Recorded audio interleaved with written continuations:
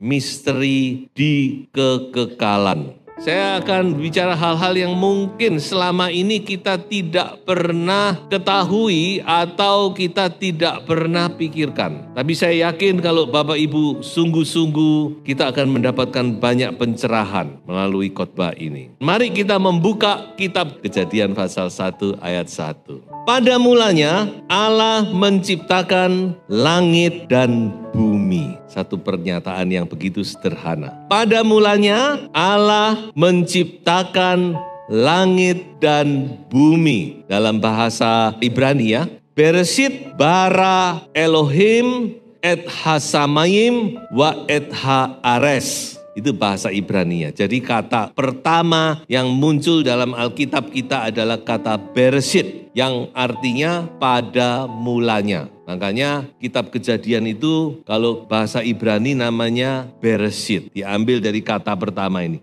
Bereshit bara Elohim, bara itu menciptakan, Elohim itu Allah, et hasamayim wa et haares, langit dan bumi. Ada beberapa hal penting yang perlu kita mengerti melalui ayat ini. Kejadian pasal 1 ayat 1 menunjukkan yang pertama bahwa Allah sudah ada sebelum penciptaan. Coba saudara renungkan. Misalkan saya ini ahli sound ya. Saya menciptakan sound ini. Berarti mana yang lebih dulu ada? Saya, gitu. Pada mulanya Allah menciptakan langit dan bumi. Jadi Allah itu sudah ada. Dialah yang menciptakan langit dan bumi. Makanya kalau ada orang tidak percaya kepada keberadaan Allah itu benar-benar saya tidak mengerti ya. Dia bisa berpikir apa tidak. Jadi ini yang pertama, Allah itu sudah ada. Allah itu di luar ciptaannya. Sebelum langit dan bumi ada, Allah sudah ada. Itu yang pertama. Yang kedua, ayat ini memberitahu kepada kita bahwa langit dan bumi, alam semesta, the universe, semesta alam ini ada yang menciptakan adalah Allah. Ibrani 11 ayat yang ketiga dikatakan bahwa dengan iman kita percaya bahwa langit dan bumi itu diciptakan oleh Allah. Mengapa dengan iman? Karena kita nggak melihat. Ya, jadi ini hal yang kedua. Makanya kalau anak-anak itu sekarang diajar tentang teori evolution. Dari dulu itu, dari sejak saya sekolah ya saya sudah diberitahu ada namanya evolution theory by Darwin. Tapi itu teori yang tidak pernah berdiri, hanya teori. Firman Tuhan adalah kebenaran, amin. Firman Tuhan memberitahu bahwa alam semesta diciptakan oleh Allah. Sampai di sini masih bisa mengikuti saya ya. Jadi pertama Allah itu sudah ada, Kejadian 0,0. Itu bukan sembarangan saudara. Memang yang saya akan bicarakan ada di Kejadian 0 ayat 0. Artinya yang tidak tertulis atau ayat atau sesuatu yang terjadi sebelum Kejadian pasal 1 ayat 1. Yang ketiga, perhatikan bahwa Kejadian pasal 1 ayat 1 ditulis pada mulanya ini berbicara atau berkaitan dengan penciptaan. Pada mulanya Allah menciptakan. Jadi yang dimaksud pada mulanya di sini adalah pada mulanya dari penciptaan. Coba sekali lagi ya. 5 tahun yang lalu saya membuat sound ini. Saya mau tanya kepada saudara, apakah 5 tahun yang lalu saya baru ada? 5 tahun yang lalu saya membuat ini. Berarti 5 tahun yang lalu itu bukan waktu yang sesungguhnya dari keberadaan saya. Melainkan waktu di mana saya membuat speaker ini. Itu maksud saya. Pada mulanya Allah menciptakan langit dan bumi. Jadi pada mulanya yang dimaksud di dalam Kejadian pasal 1 ayat 1 itu bukan pada mulanya yang sesungguhnya. Tapi pada mulanya yang berkaitan dengan penciptaan itu. Mudah-mudahan saudara bisa menangkap ya. Kalau tidak menangkap tidak apa-apa.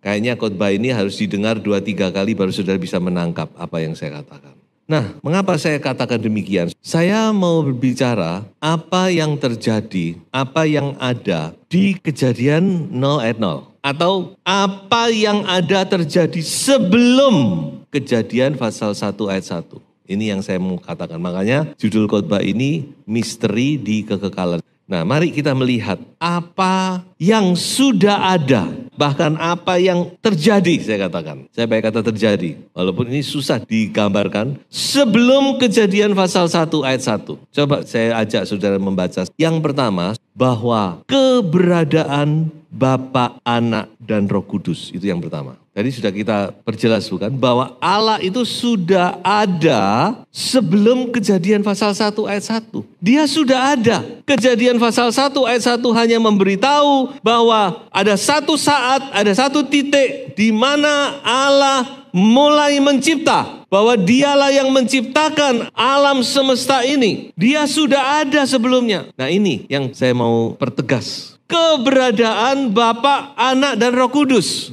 itu sudah ada. Jadi saudara jangan bingung. Mungkin saudara pernah berpikir, katanya Yesus itu kekal. Tapi mana? Kok Kejadian pasal 1 ayat 1 kok nggak ada, cuma disebut Allah. Nah, saudara harus ketahui bahwa Allah di sini dalam bahasa aslinya dipakai kata Elohim. Dan Elohim itu adalah lebih dari satu. Nah ini yang tidak muncul di kitab bahasa Indonesia. Elohim itu adalah lebih dari satu kesatuan. Kalau cuma satu ndil-ndil, bagi bahasa satu ndil-ndil itu bukan Elohim, itu El atau Eloah, itu just only one person. Tapi Elohim itu menunjukkan keberadaan dari 3 pribadi yang menjadi satu, yaitu Bapa, Anak laki-laki, dan Roh Kudus. Jadi yang pertama adalah keberadaan dari Bapa, Anak, dan Roh Kudus itu ada di dalam kekekalan. Mulai sebelum Kejadian pasal 1 dan sesudah Wahyu 22 ayat 21, Allah itu ada, dia kekal. Makanya ketika Musa bertanya, Tuhan, kalau aku ditanya sama bangsaku, siapa yang mengutus engkau? Aku harus ngomong siapa? Tuhan cuma ngomong, katakan bahwa yang mengutus engkau adalah aku ada yang aku ada. Artinya dia itu ada dari kekal sampai kekal. Yang kitab jalan ini, frame ini adalah time, waktu. Tapi sebelum waktu itu ada, di kekekalan Allah sudah ada. Dan setelah selesai waktu ini, Allah masih tetap ada.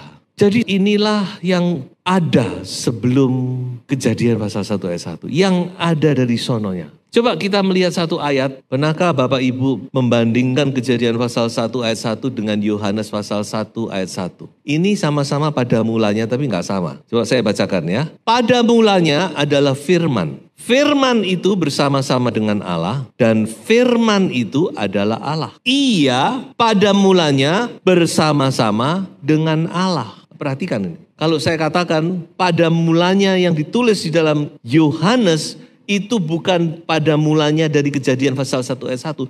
Tapi pada mulanya sebelum Kejadian pasal 1 ayat 1. Disebutkan bahwa sebelum Kejadian pasal 1 ayat 1 adalah firman. Di kekekalan, firman itu bersama-sama dengan Allah dan firman itu Allah. Dan kita tahu bahwa firman itu adalah Yesus Kristus. Jadi jelas bahwa Bapa, Anak, Roh Kudus itu ada pada mulanya. Bahkan sebelum penciptaan alam semesta dia sudah ada. Ya, coba saya tunjukkan ayat berikut ini. Perhatikan bahwa Yohanes 17 doa Yesus itu adalah satu doa yang luar biasa. Di dalamnya tersimpan rahasia-rahasia ilahi. Makanya baca doa Yesus saudara-saudara. Baca dan baca. Ada 2 ayat dari doa Yesus yang ingin saya tampilkan. Yang pertama ayat yang kelima. Perhatikan ini. Oleh sebab itu ya Bapa, bermuliakanlah aku padamu sendiri dengan kemuliaan yang kumiliki di hadiratmu sebelum dunia ada.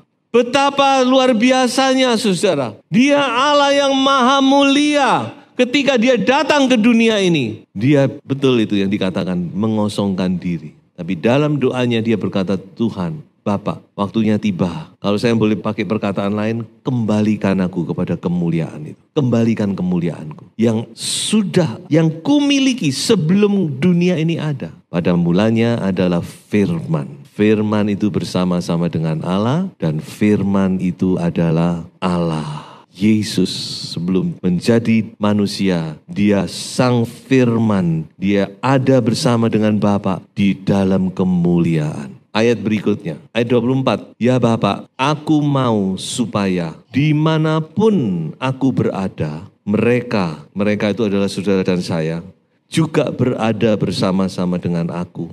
mereka yang telah Engkau berikan kepadaku, agar mereka, sekali lagi berkata, memandang kemuliaanku yang telah Engkau berikan kepadaku, sebab Engkau telah mengasihi aku sebelum dunia dijadikan. Atau saya sekali lagi meminjam perkataan tadi, sebelum Kejadian pasal 1 ayat 1. Jadi kita melihat di sini rahasia keilahian, di mana Bapa dan tentunya Roh Kudus, tiga pribadi ini satu, Trinitas. Di mana tiga pribadi ini di dalam kekekalan menyatu. Menyatu bagaimana? Coba kita lihat. Bagaimana ketiga pribadi ini di dalam kekekalan. Ini katakanlah Kejadian pasal 1 ayat 1 dan seterusnya. Di dalam kekekalan mereka menjadi satu di dalam kasih yang sempurna. Ketiga pribadi ini saling mengasihi dalam kasih yang maha sempurna. Makanya dikatakan bahwa Allah kita itu maha bahagia. Orang yang tinggal dalam kasih itu bahagia. Amin. Saudara suami istri yang saling mengasihi itu satu kebahagiaan yang luar biasa. Saudara merasa dunia ini tidak perlu apa-apa lagi. Allah kita, Allah Trinitas ini Allah yang maha bahagia. Mengapa? Karena mereka benar-benar menyatu dalam kasih yang sempurna. Makanya Tuhan Yesus berkata gini, tidak seorang pun yang pernah melihat Allah, tetapi anak tunggal Allah yang ada di pangkuan Bapa, dialah yang menyatakannya. Di sini kita melihat satu hubungan yang begitu dekat antara Bapa dan anak ini. Sehingga Tuhan Yesus berkata, anak yang di pangkuan Bapa. Tapi saudara jangan membayangkan ya, seperti kita, di pangkuan Bapa di pangku. Ini hanya Tuhan berbicara dalam bahasa manusia untuk membuat kita mengerti gitu loh. Karena pengertian kita ini kan sangat terbatas. Jadi di sini kita melihat bagaimana Bapa, Anak, Roh Kudus, tapi saya fokuskan kepada Bapa dan Anak. Bukan berarti saya mengesampingkan Roh Kudus, karena Roh Kudus itu rohnya Allah menyatu juga. Tapi fokus saya kepada hubungan antara Bapa dan Anak. Dikatakan begitu erat. Dalam bahasa Inggris dikata in the bosom of the Father. Bukan di pangkuan, bosom itu dada, dipeluk. Berarti ini satu kesatuan yang begitu erat. Dan persatuan ini satu relasi yang diikat dengan kasih yang begitu sempurna. Bapak mengasihi anak, anak mengasihi Bapak. Begitu sempurna, begitu luar biasa ini. Nah ini yang pertama. Sekarang saya mau tunjukkan misteri yang kedua, yaitu kita bisa temukan itu di dalam kitab Efesus pasal 1 ayat 4 dan ayat yang kelima. Sebab di dalam Dia Allah telah memilih kita sebelum dunia dijadikan. Nah, ini seringkali kita lewati, bukan? Fokus kita di sini. Sebelum dunia dijadikan. Terus, supaya kita kudus dan tak bercacat di hadapannya. Dalam kasih, Ia telah menentukan kita dari semula oleh Yesus Kristus untuk menjadi anak-anaknya sesuai dengan kerelaan kehendaknya. Ayat ini memberitahu kepada kita Paulus dalam ilham Roh Kudus. Dia mendapatkan satu pengertian yang luar biasa. Bahwa ternyata Allah itu sudah mengasihi saudara dan saya sebelum dunia dijadikan. Loh kok bisa Kan sebelum dunia dijadikan kita belum ada. Mengapa tidak bisa? Karena Allah itu maha tahu. Dia sangat tahu dari awal sampai akhir semua dalam pengetahuannya. Memang kita nggak bisa mengerti hal ini. Makanya Daud sendiri juga berkata, aku bingung memikirkan kemahatauan Allah. Mazmur 139. Tapi saudara, satu hal yang harus kita tangkap bahwa Allah begitu mengasihi kita. Dia sudah memilih saudara dan saya menjadi anak-anaknya. Ini tidak main-main. Karena dampak daripada pemilihan Allah ini adalah kekekalan. Saudara dan saya yang dipilih oleh Allah, berarti saudara ini adalah pewaris daripada kerajaan sorga. Kita akan hidup bersama-sama dengan Dia di dalam kekekalan sampai selama-lamanya. Haleluya. Ketika saya membaca ayat-ayat ini, hati saya, betapa hebat kasih Tuhan itu. Allah sudah memilih saudara dan saya. Sebelum dunia dijadikan, Dia sudah memilih kita. Untuk apa? Menjadi anak-anaknya. So itu jangan sampai kita gugur dalam iman ya. Kita harus tetap teguh sampai pada akhirnya. Karena pemilihan saudara dan saya ini tidak main-main. Kita menjadi anak Tuhan walaupun prosesnya berbeda, bermacam-macam. Tapi ingat itu bukan kebetulan. Dan bukan karena Anda mau dan saya mau. Ayat ini memberitahu bahwa semua itu dalam rencananya Tuhan. Kalau bahasa Alkitab rencana atau rencana kerelaannya dikatakan. Karena dia rela, memang dia mau mengasihi kita. Saya berikan ilustrasi yang gampang. Kalau saudara ingin ilustrasi yang sederhana begini. Papa dan mama ketika menikah belum dikaruniai anak. Dia sudah mengasihi enggak anaknya yang akan dilahirkan? Sudah mengasihi belum? Sudah, saudara. Walaupun belum melihat, tapi mereka pasti sudah siap untuk mengasihi anak yang nantinya dikaruniakan oleh Tuhan kepada mereka. Betul? Apalagi ketika istri itu mulai tiba-tiba nggak mens. Wow. Lalu dia periksa kepada dokter, ternyata dicek positif. Babynya masih berubah apa? Janinnya berubah apa? Mungkin cuma sel yang terdiri dari berapa gelintir sel. Tapi sudah dikasihi nggak? Sudah dikasihi. Bukan nanti ketika anaknya muncul baru dikasih. Oh ini tak kasih. Bukan. Nah kira-kira ilustrasi yang gampangnya seperti itu.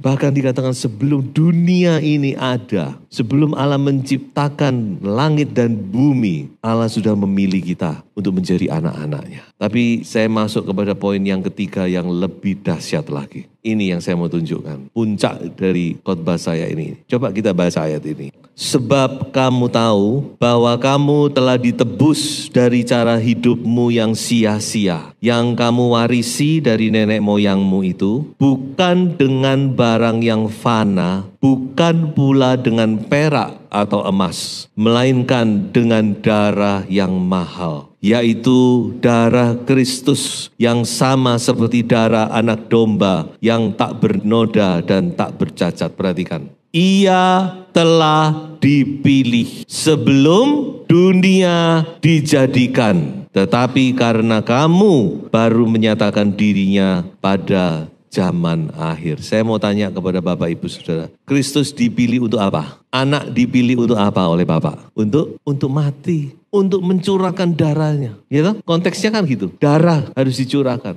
Dan dalam musyawarah ilahi, anak yaitu sang firman ini ditentukan untuk menjadi manusia dan untuk mati bagi manusia yang berdosa dan untuk menebus saudara dan saya menjadi anak-anaknya. Perhatikan ya, saudara, ini satu hal yang luar biasa. Rahasia ilahi, misteri yang terjadi di kekekalan, yang sebenarnya sudah diungkapkan melalui firman Tuhan. Bahwa anak itu sudah dipilih untuk apa? Untuk menjadi penebus dosa, untuk mati di atas kayu salib, untuk menderita bagi kita. Dan ketika Yesus dipilih, saya yakin dia berkata, yes, Father. Dia tidak berbantah-bantah. Ketika dia ditentukan kamu yang harus menjadi manusia, kamu yang harus mati, kamu yang harus mencurahkan darah untuk menebus dosa-dosa manusia. Anak itu juga berkata, di sini aku siap. Ini gambaran saya saja. Karena ini sesuatu yang ilahi yang kita tidak mengerti. Tapi kita bisa melihat dari gambaran-gambaran. Jadi begitu luar biasanya penebusan saudara dan saya. Tadi sudah kita lihat Allah begitu mengasihi anak. Anak begitu mengasihi Bapak, begitu mengasihi anak. Anak pun mengasihi Bapak. Tapi ada yang kedua. Allah anak, Allah Bapak, Allah Roh Kudus. Ternyata juga mengasihi manusia ciptaannya yang akan menjadi anak-anaknya. Sehingga muncullah yang ketiga, Yesus harus mati. Dan kalau sudah bertanya, mengapa? Jawabnya ini, ayat ini. Karena begitu besar kasih Allah akan dunia ini. Sehingga ia telah mengaruniakan anaknya yang tunggal, supaya setiap orang yang percaya kepadanya tidak binasa, melainkan beroleh hidup yang kekal. Jawabnya adalah kasih. For God so loved the world. Kata so ini cuma 2 huruf. So. Tapi kata so inilah yang membuat Bapak harus merelakan anak yang dikasihi untuk menyelamatkan saudara dan saya. Benarkah saudara berpikir gitu? Makanya kita tidak bisa ngerti. Kasih Bapak itu kita tidak mengerti.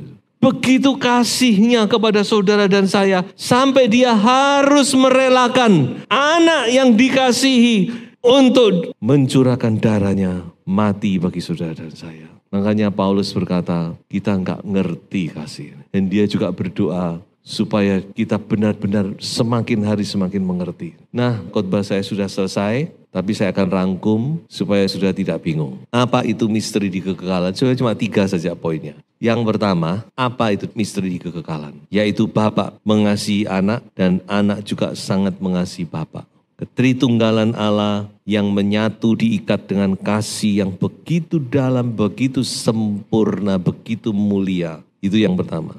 Yang kedua, Bapa dan anak sangat mengasihi kita. Dia memilih kita dari sejak sebelum dunia dijadikan. Karena kasih, karena kerelaannya, dia memilih saudara dan saya untuk menjadi anak-anaknya dan menjadi ahli waris kerajaan sorga. Dan yang ketiga, ini akibat dari yang nomor 2 tadi. Maka dikatakan Bapa, dia mengorbankan anak karena kasihnya yang begitu besar kepada kita. Saudara masih sangsi dengan kasih Tuhan? Firman Allah sudah menunjukkan Tuhan itu begitu mengasihi saudara dan saya. Sampai dia rela di dalam kekekalan, dia sudah menentukan bahwa anaknya harus mati bagi saudara dan saya. Saudara masih sangsi atau saudara ragu atau bahkan saudara merasa, oh kasih Allah itu cuma begitu saja. Saudara, mari kita benar-benar menjadi anak-anak Tuhan yang mengerti kasih ini. Dan sungguh-sungguh kita mengasihi Tuhan. Saya akhiri khotbah ini dengan sebuah ayat yang juga menjadi doa Paulus. Coba kita baca Efesus 3, 18 dan 19. Aku berdoa supaya kamu bersama-sama dengan segala orang kudus dapat memahami betapa lebarnya dan panjangnya dan tingginya dan dalamnya kasih Kristus. Dan dapat mengenal kasih itu, sekalipun ia melampaui segala pengetahuan.